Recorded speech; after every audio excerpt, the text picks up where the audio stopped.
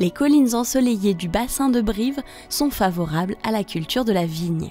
Les coteaux d'Alassac et de Voutzac ont porté de la vigne au moins depuis le VIe siècle.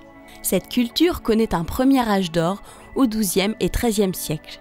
Une grande partie des abbayes limousines détiennent des possessions dans le bassin de Brive afin de s'approvisionner en vin.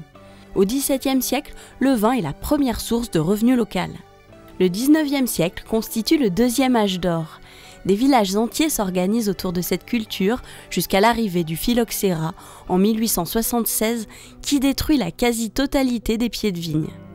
Les paysans vignerons se reconvertissent rapidement dans la production de fruits et légumes primeurs, prunes, cerises, haricots verts, petits pois, et vont travailler dans les carrières d'ardoise dont l'exploitation est en plein essor.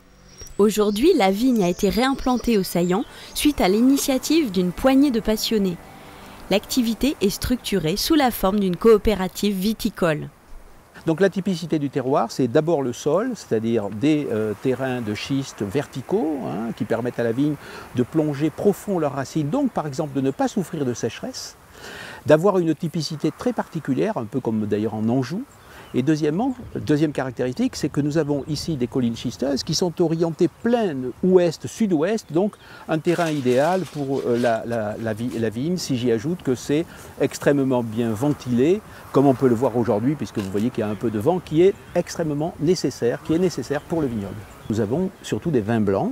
Sur ces collines de schiste, c'est normal, puisque des collines de schiste sont d'ailleurs généralement plus propices au vin blanc qu'au vin rouge, et nous y produisons notamment beaucoup de chenin ou de chardonnay, sauvignon. C'est les trois cépages que nous plantons actuellement, parce que c'est ceux qui réussissent le plus.